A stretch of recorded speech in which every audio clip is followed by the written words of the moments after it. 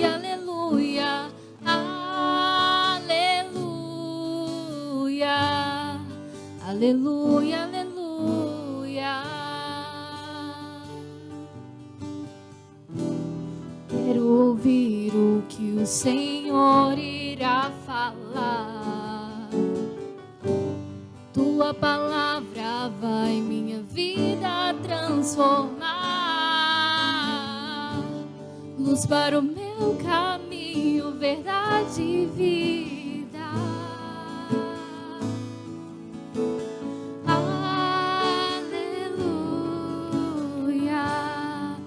Aleluia, aleluia, aleluia, aleluia, aleluia, aleluia. O Senhor esteja convosco. Proclamação do Santo Evangelho de nosso Senhor Jesus Cristo, escrito segundo São Mateus. Glória a vós, Senhor.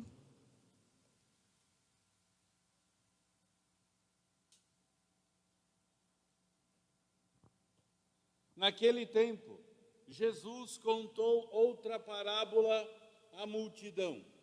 O reino dos céus é como um homem que semeou boa semente no seu campo. Enquanto todos dormiam, veio seu inimigo e semeou o joio no meio do trigo e foi embora. Quando o trigo cresceu e as espigas começaram a se formar, apareceu também o joio. Os empregados foram procurar o dono e lhe disseram: Senhor, não semeaste boa semente no teu campo? De onde veio então o joio? O dono respondeu: foi algum inimigo que fez isso.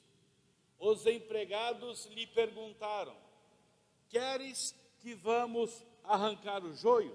O dono respondeu: não. Pode acontecer que arrancando o joio, arranqueis também o trigo. Deixai crescer um e outro, até a colheita.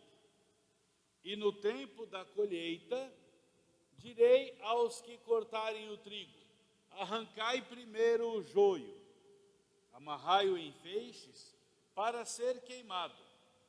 Recolhei, porém, o trigo no meu celeiro. Jesus contou-lhes outra parábola. O reino dos céus é como uma semente de mostarda, que um homem pega e semeia no seu campo.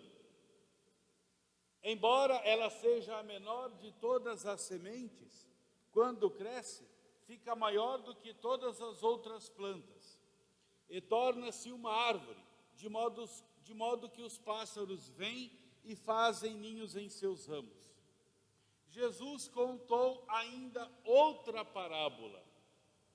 O reino dos céus é como o fermento que uma mulher pega e mistura com 3 porções de farinha, até que tudo fique fermentado. Tudo isso Jesus falava em parábolas às multidões. Nada lhes falava sem usar parábolas, para se cumprir o que foi dito pelo profeta: abrirei a boca para falar em parábolas, vou proclamar coisas escondidas desde a criação do mundo. Então Jesus deixou as multidões e foi para casa. Seus discípulos aproximaram-se dele e disseram: explica-nos a parábola do joio. Jesus respondeu: aquele que semeou a boa semente é o Filho do Homem. O campo é o mundo. A boa semente são os que pertencem ao reino. O joio são os que pertencem ao maligno. O inimigo que semeou o joio é o diabo. A colheita é o fim dos tempos. Os ceifadores são os anjos.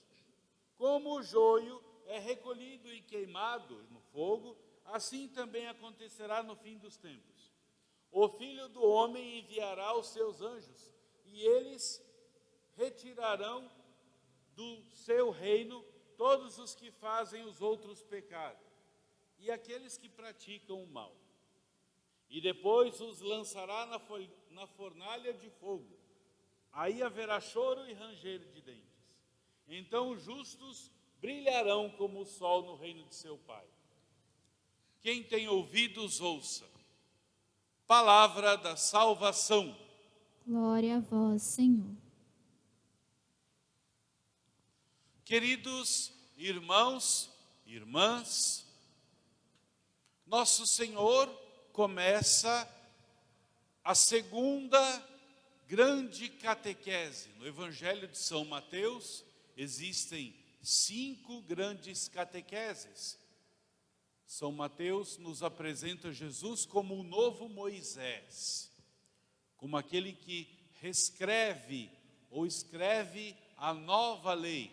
A antiga lei está presente nos 5 livros primeiros do Antigo Testamento, chamado Pentateuco. A nova lei se apresenta no Evangelho de Mateus em 5 grandes discursos, catequeses, falas do Senhor. E Jesus começa a falar sobre o reino dos céus. Nós também podemos chamar reino de Deus ou reinado de Deus. É importante a gente notar, Jesus está falando sobre o reino dos céus.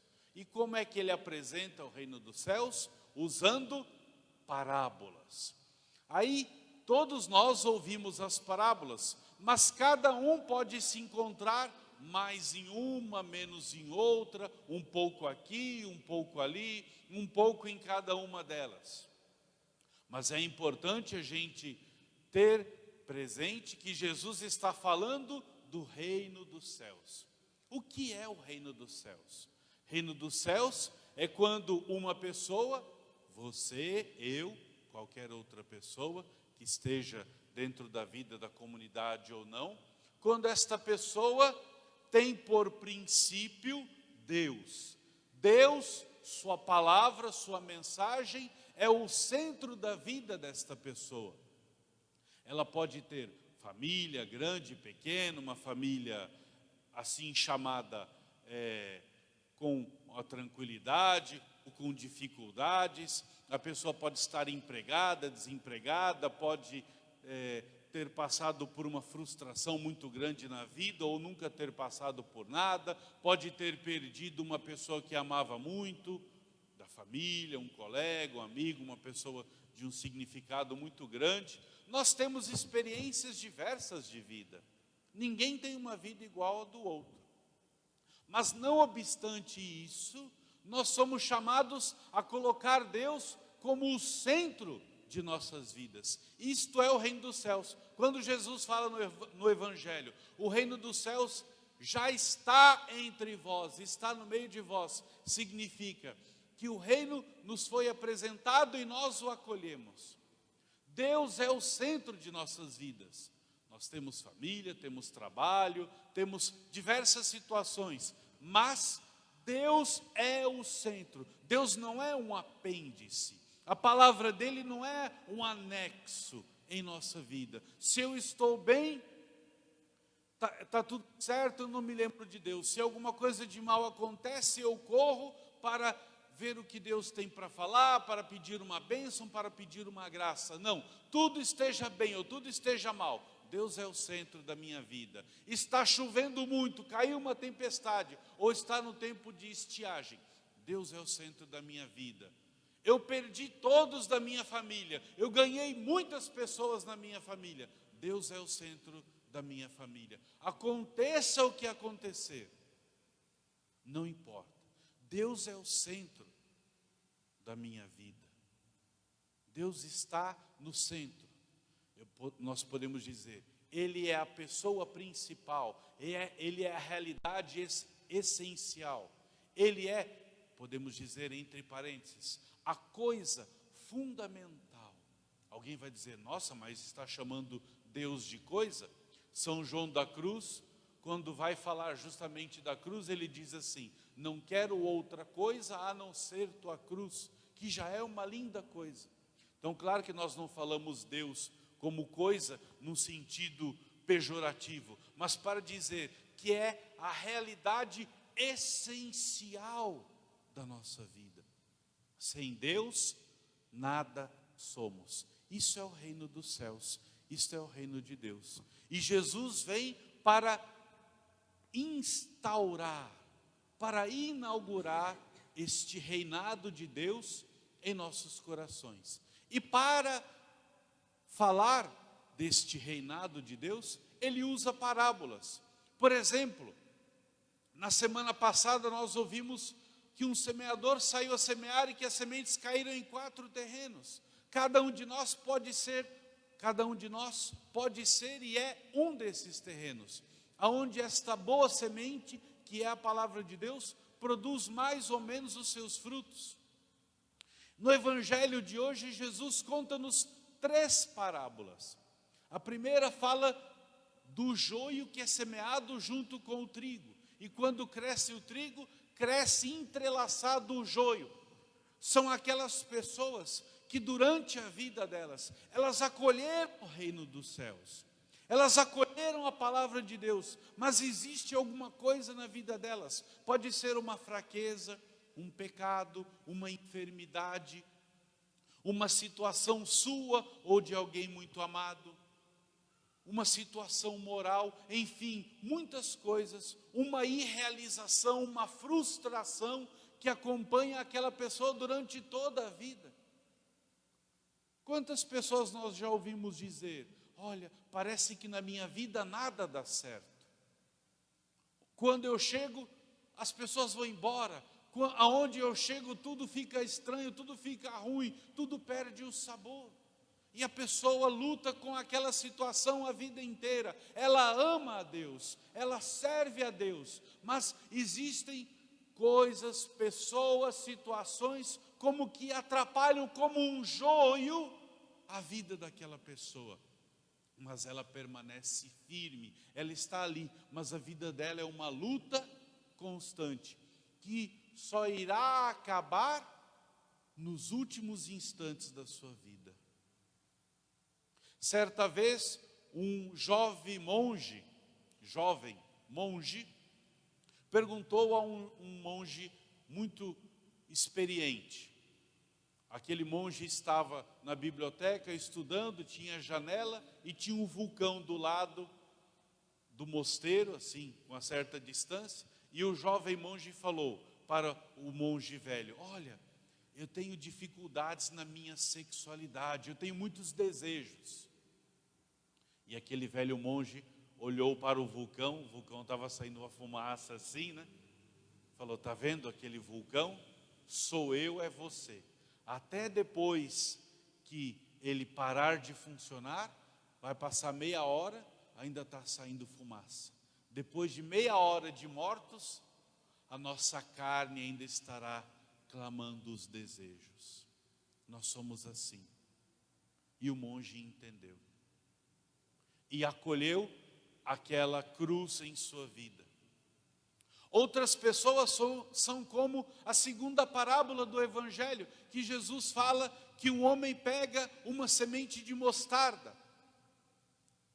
E quando aquela semente, é um cisco, a semente de mostarda é uma coisa ínfima, pequenina demais, que a gente olha para aquela semente e fala: mas isso aqui não vai dar nada, isso aqui não pode dar nada, já começou estragado, não tem sentido. Quantas pessoas são assim na nossa vida, na vida da comunidade? Se a pessoa não aparece, a gente nem lembra dela. Se a pessoa não abre a boca, a gente não sabe nem como é o som da sua voz. Quantas pessoas a gente não dá valor, a gente não atribui significado nenhum. Quantas pessoas não fazem falta na nossa vida, parece que nem existem.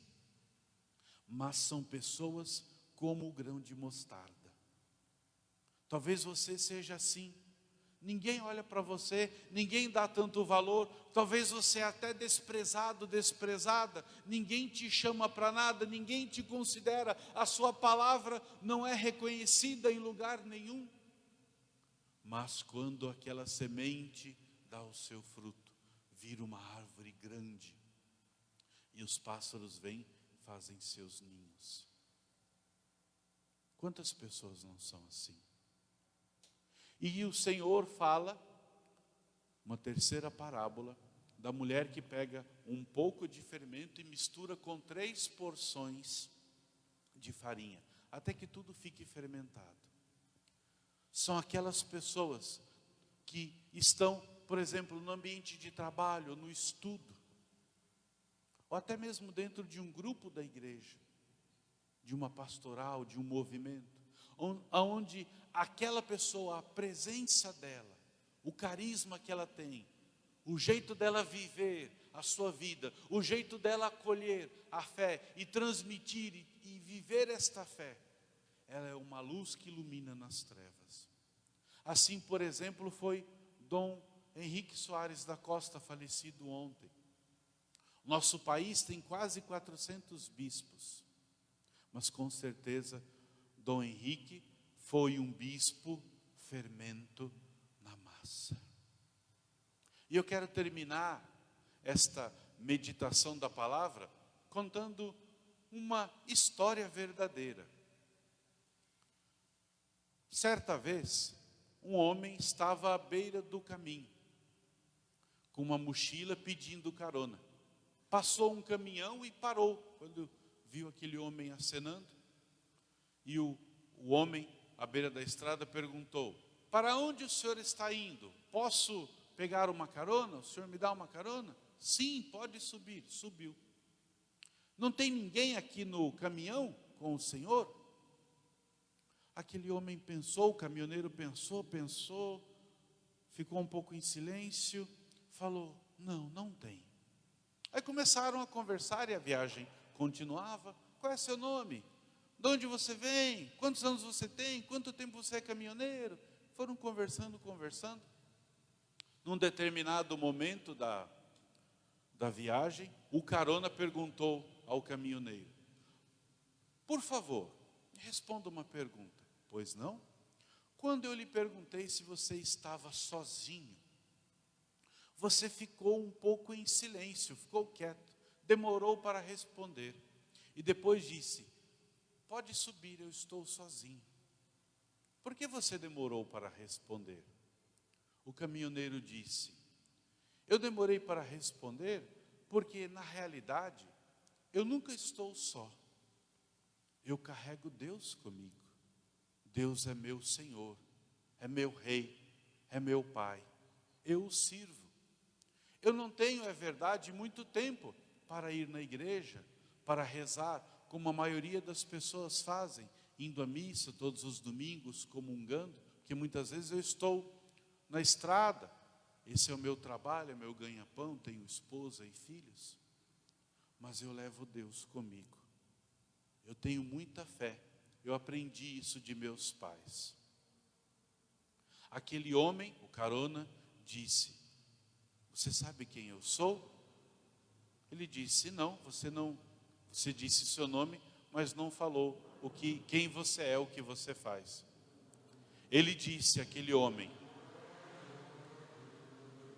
eu sou o padre da paróquia, daquela cidade onde você me pegou, onde eu subi no caminhão. E eu estou carregando essa mochila, tudo que eu tenho está aqui. Deixei o restante das minhas coisas na casa paroquial.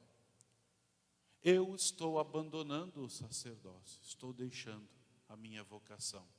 Sou uma pessoa frustrada, não me realizei como padre. E questionava Deus, naquele momento em que você parou o caminhão e me acolheu para viajar consigo. Mas ouvindo a sua palavra, o seu testemunho, Deus falou comigo: eu vou descer na próxima parada e vou retornar. Eu descobri que continuar sendo padre é a minha vocação. Deus me chama para isso. E eu te agradeço, porque você foi um instrumento de Deus em minha vida.